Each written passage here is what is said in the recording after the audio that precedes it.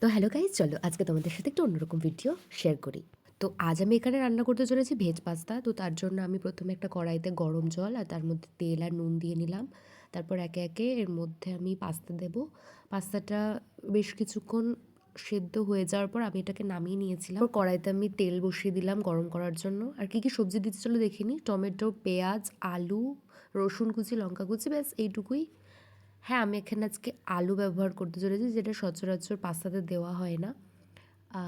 কারণ বাড়িতে আর কোনো অন্য সবজি ছিল না, তাই আমি এখানে আলু দিয়েই করি যাতে একটু সবজির পরিমাণটা বাড়ে। বাট আলু দিয়েও কিন্তু পাস্তা খুব টেস্টি লাগে, তোমরা একবার ট্রাই করে দেখতে পারো। পাস্তা রান্না করতে করতে খুব খিদে পেয়ে গিয়েছিলো, বাড়িতে জিলিপি ছিল তাই দুটো জিলিপি খেলাম।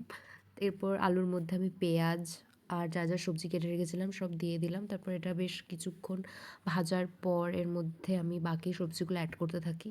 তারপর তোমরা তোমাদের টেস্ট অনুযায়ী লবণ, হলুদ এগুলো দিয়ে নেবে। আর অন্য কিছু যদি পাস্তা মশলা থাকে তোমরা সেটাও অ্যাড করতে পারো। এরপর আমি টমেটো দিয়ে দিলাম, তারপর সেটাকে আবার কিছুক্ষণ ভালো করে নাড়তে থাকলাম যাতে সমস্ত সবজি ভালো করে সেদ্ধ হয়ে যায়, কুকড হয়ে যায়।